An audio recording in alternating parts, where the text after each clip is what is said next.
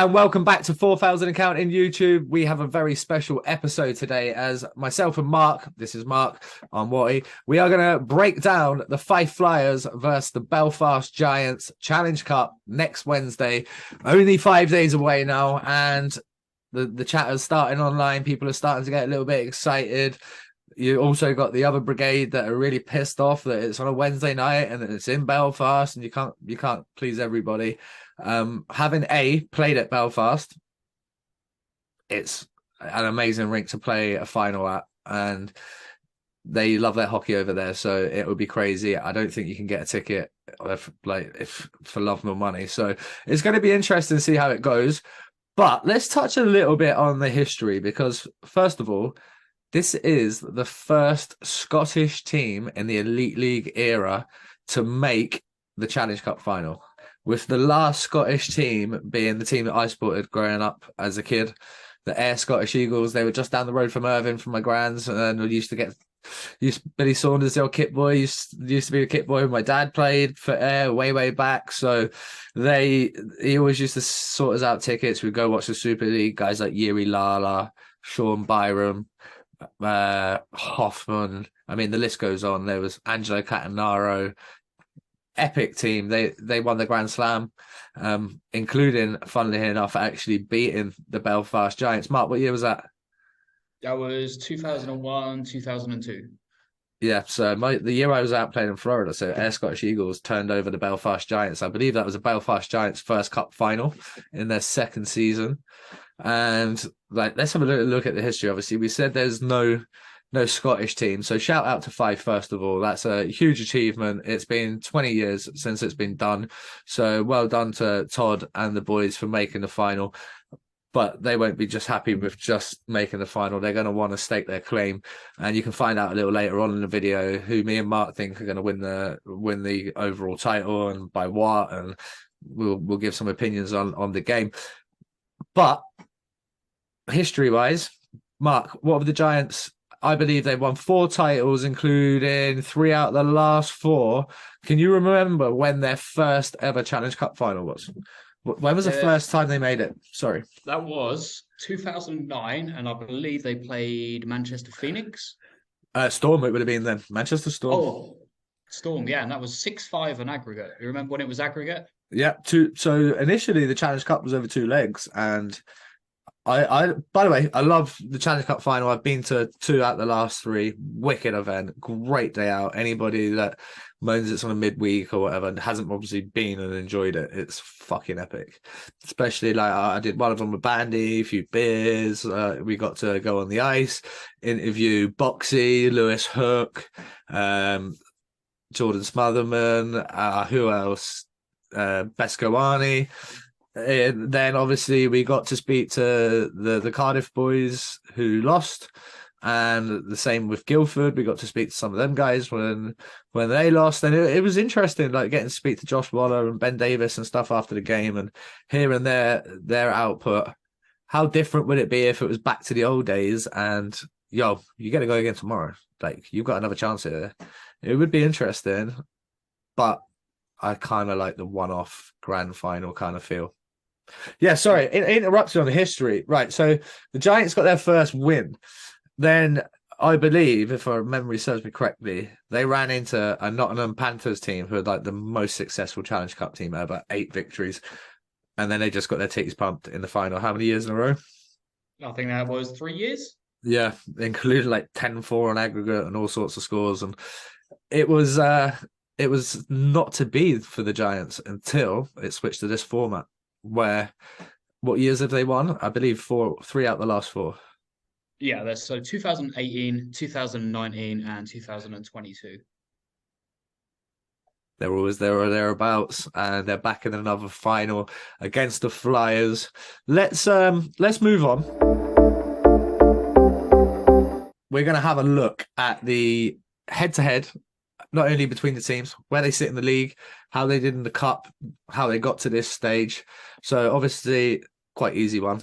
Giants are currently sitting first place in the league, 65 points, sitting 2 points ahead of Guildford. Guildford have 2 games in 2 games in hand, 1 game in hand. I can't remember, 1 or 2. Either way, they've got some games in hand on the Giants, but the Giants do sit top. Flyers sitting 8th, right? Yeah, eighth Ti- place, 43 games, 29 points. Tied on the same points as the Glasgow Clan. So they've also played 3 games less than the Clan. So Fife Flyers currently holding on to the last playoff spot. As well as this video that we've got coming tomorrow, we're also going to have another video. We're going to give our opinion on who's going to win the Elite League title. And in a separate video, we're going to give our opinion on who's going to grab that 8th spot. Will it be Fife Flyers? Will it be the Clan?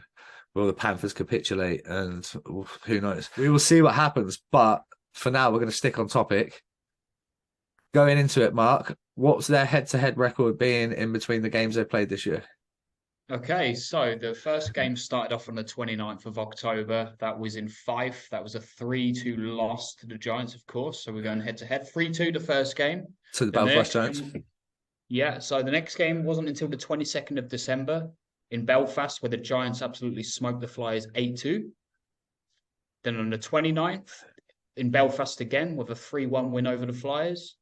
A couple of days later, One sec before we just march on. For those that watched our 12-team video going up on about who would be perfect for joining the EIHL National League to round the teams up, our conclusion was Solway, and throughout the video we talked about, travel and stuff like that. Did you hear what Mark just said there? Friday, Saturday, Fife went into Belfast. They played the Friday. They got fucking dicked. But they stayed. They then played the Saturday and they actually performed better on the Saturday. Much tighter game. But it just shows you with the travel, teams coming from Scotland and going to places, that it can be done. This is the way to do it. The Elite League have been getting it right. The Belfast Giants have been getting it right for years. And I think we can take a lot away from that. We could maybe learn from that. We know Steve Thornton's a good guy. Ring him. Find out how they make it work. He'll fucking tell you. He'll help you. Yeah. But yeah, sorry. So that was 3 of the games. And then you said they played it not long after that again? Yeah, so they played the 31st of December in Fife. That was a 7-2 away victory for the Giants. And then it wasn't until over a month later, and on the 5th, actually not that long ago, the 5th back in Belfast, there was another 9-4 win for the Belfast against the Flyers. So they still have 1 game to play. The Giants currently sit at a 5-0 record against the Flyers, obviously vice versa for the Flyers, 0-5. If we were to predict now at this stage of the video, I think it'd be pretty obvious who we're going to vote for. I'm pretty sure you guys are going to be the same at home, but it's a cup. Anything can happen. What they've already played in the cup twice. How did that go? So actually in the Challenge Cup, you can say the games have been a lot closer. So the first game on the 17th of September in Belfast, that was a 2-1 overtime win for the Giants. Very close. So that's a big change from the league results. And then the next day in Fife, actually it was a 5-2 loss that Fife suffered to Belfast. Yeah, so a bit more credible results in comparison to the majority of those league results. So yeah, like you say, the cup final is anyone's game, especially when it's only 1 game all to play for. Yeah, someone makes an early mistake. One guy accidentally high sticks another guy, cuts him, injures him, gets a 5+ game, couple of power play goals and a major penalty. Anything can happen on the night. Ref has a fucking stinker against you. I mean, I'm not saying the refs are going to. Highly unlikely. Most of the times I've seen the refs do the cup finals and playoff finals, those boys are legit. I say boys, might even some ladies running the line. Who knows? But it's going to be good officiating. The best officiating I've ever seen in the UK ice hockey, and you're talking nigh on probably over 1,000 games, was in the Challenge Cup final between Guildford and Belfast. The officiating was amazing. Me and Bandy came on here. Oopsie. Me and Bandy came on here and I would edit that out, but I doubt I will because I'm too lazy. Me and Bandy went to watch the final, and then we came on here and spoke about it for months because the standard of officiating was fucking excellent. It just allowed it to be such a free-flowing game. And I'm not sure who's got the final, but I hope whoever gets the armbands for the day. Ref's a good event. Lets the teams decide it. They don't want to decide it.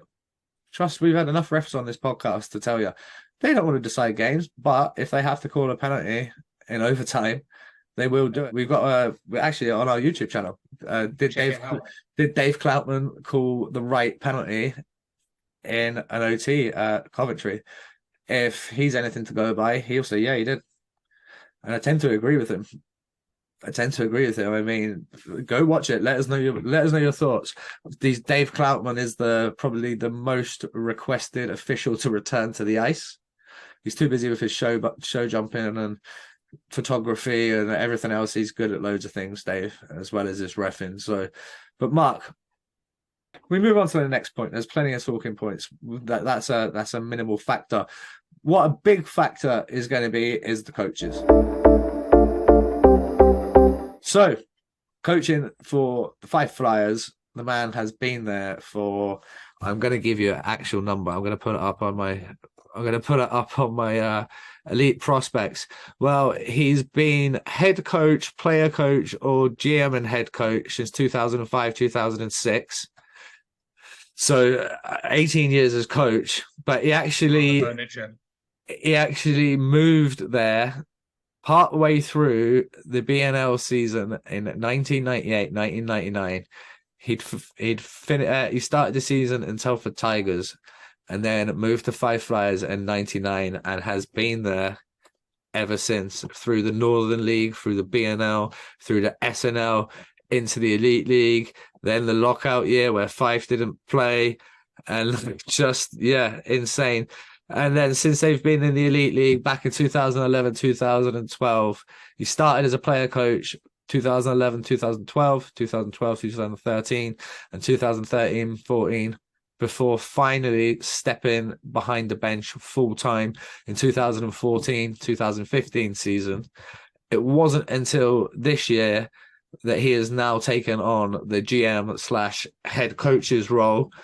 I mean, if there ever was a man that did a lot of stuff for an organization, it would be him.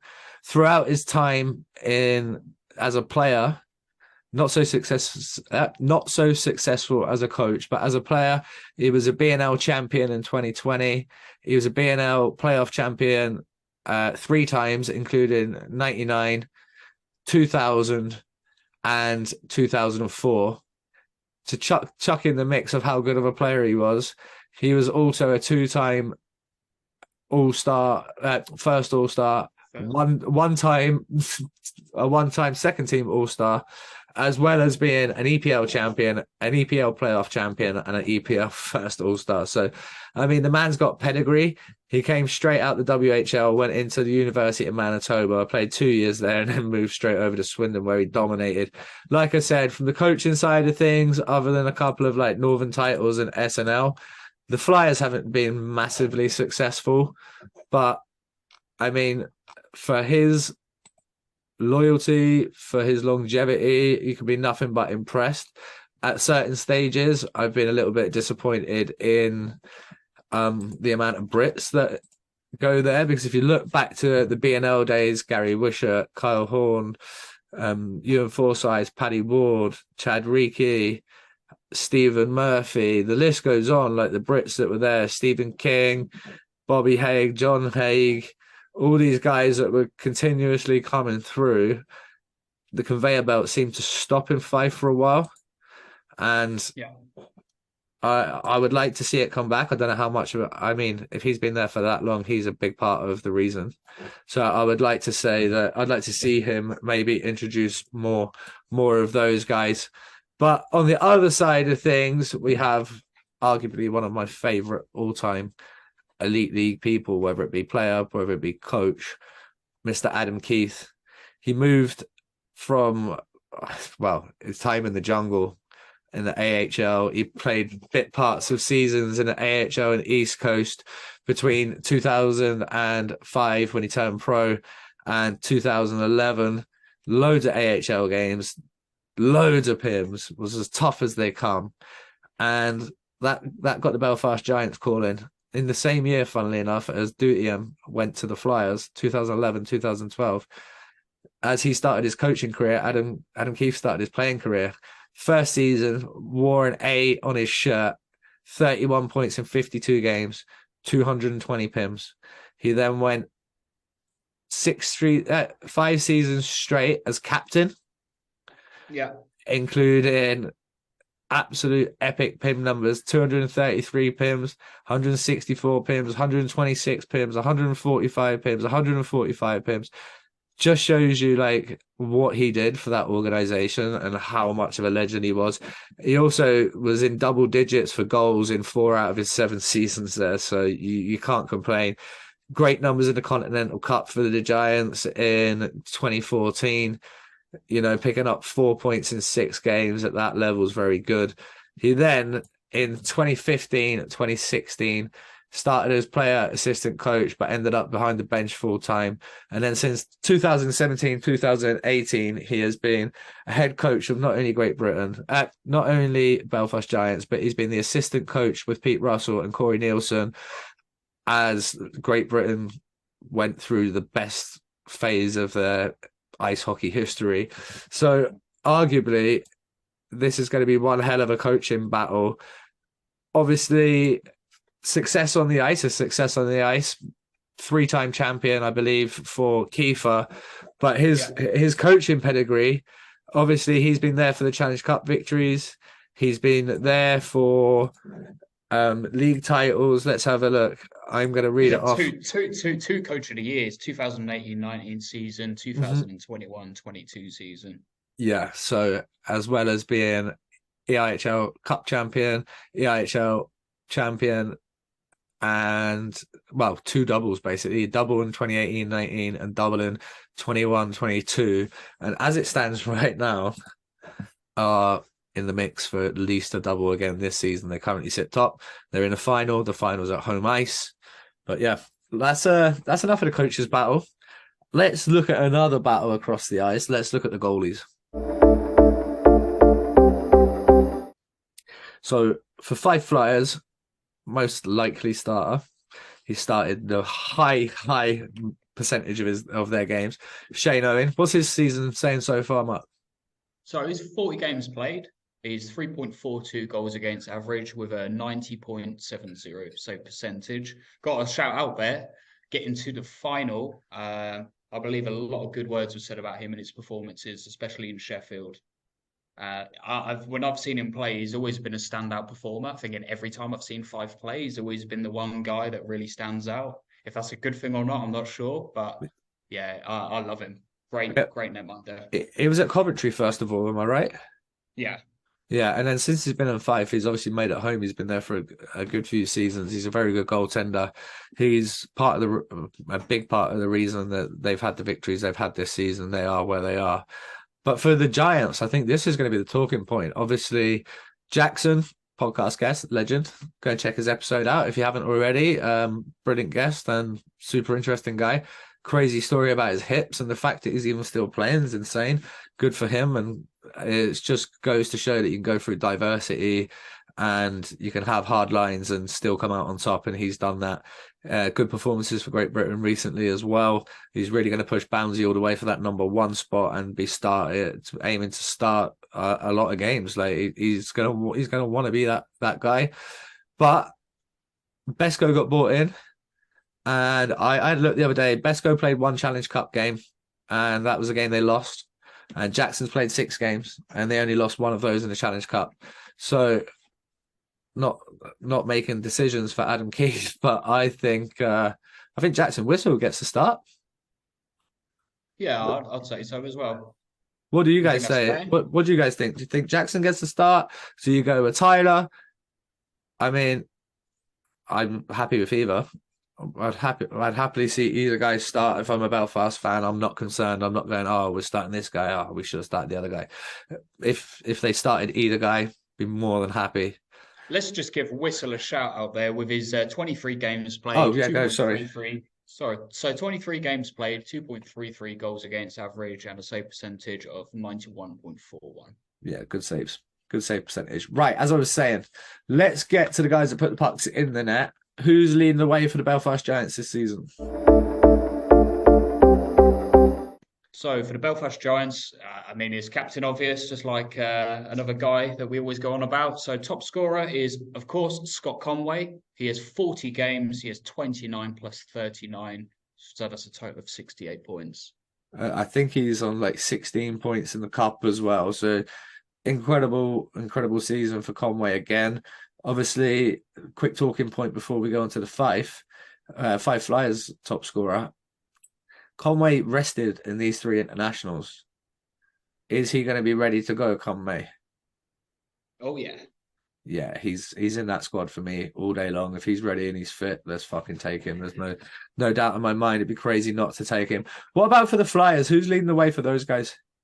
I'll be Canadian boy Zach Phillips. So Zach Phillips has 43 games. He has 18 plus 22 for 40 points overall. Yeah, just under a point a game, but you can see the difference between the top and the bottom there, where the top scorers is like 30 points different. And I mean, when you look at it, Five Flyers have only scored like 99 league goals. So the fact that he's got 40 points, he's involved in 40% of their goals, which is pretty solid hockey for him. And he's got a couple of Finns alongside him. One of them we're going to look at in a minute, but they seem to be helping him out and doing the job down there. And well, it's still gonna be guys on that team that can make a difference. But let's go to our ones to watch. Now, I'm going to start us off, and I'm going to start us off with the Belfast Giants, and mainly because I have a really good feeling about him since he's come back from Austria, even before he went. I think he's going to come up clutch in this game, and he's going to be the Belfast Giants one to watch, and it's Mr. Lewis Hook. Had to pick a Brit because, well, no reason. Just I think Hookie's gonna. I just think Hookie's gonna have it about him.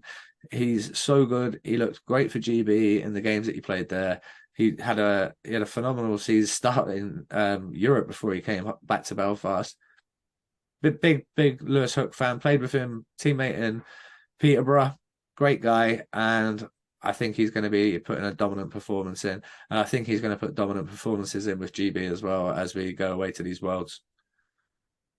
Yeah, I love the way he's progressing. That trip to Austria really has given him wow, he was flying in Austria. He's just come back and just torn it up. Yeah, good for him. What about for the Flyers? Who's our one to watch? I talked about the Finns. It's one of those two. Apologies if I get his name wrong. I believe it's Yanni Kivilati. Finish forward. So he, how's he performing this year? I think he's second in the team in scoring, something like that. He's third with one less game than the second place. He has 17 plus 11, so 28 points in 41 games. He has been in the league previously. He was last season with the Coventry Blaze, where he picked up 33 points in 43 games. So on pace for similar sort of point production, and evidently from the Fife fans that I've seen online, they seem to be very happy with him. So there you go. There's your top scorers. There's your one to watch. That's your starting goalies, your head coaches, your head-to-head battle, your league positions. That only leaves one thing, Mark. It's prediction time, baby. Who have you got? Belfast 3-0. Okay. I think the Fife Flyers will score a goal, but I'm going to go Giants 5-1. And who knows? The Challenge Cup's thrown up some interesting results in the past. It could be a potential banana skin, but I think at home with the Giants, with their fans there, midweek game, they're going to be buzzing. The rink's going to be buzzing. They've a lot of guys that have been part of those 3 wins are still there. They're going to take that in. Adam Keith's going to take that in. Just, yeah, they're going to have too much. And, well, I don't know. Will they have too much for the league? You will have to find out in our video coming in a couple of days' time where we predict the EIHL title race. But let's just say that. Let's slip that in there. We did say that Fife would potentially struggle with an advantage going to Sheffield in front of a packed barn. So actually, what do we know? Anything can happen on that day. Yeah, exactly. Yeah, it's a cup. You never know. Sheffield got turned over. But I don't know. Belfast on home ice. They've beat them 7 times out of 7 this year. Yeah. You're not betting your mortgage on Fife, are you? No. If you had to bet your mortgage on one of those 2 teams, you're going to go with the Giants in this scenario. And I just hope for a good event. It's going to be on the Viva Play, I believe. You're going to be able to watch the game live Wednesday night from the Odyssey. So tune in, don't miss it. if you have a chance, if there is still tickets, I don't know. I'll check after this. The link will be in the description. Check out the description, and hopefully you'll get to go and see the game live. Sadly, not for us this year, but for now, that's been a fun one. Good luck to Five Flyers. Good luck to the Belfast Giants. Hope there's a good game, and we will see you for the next one soon.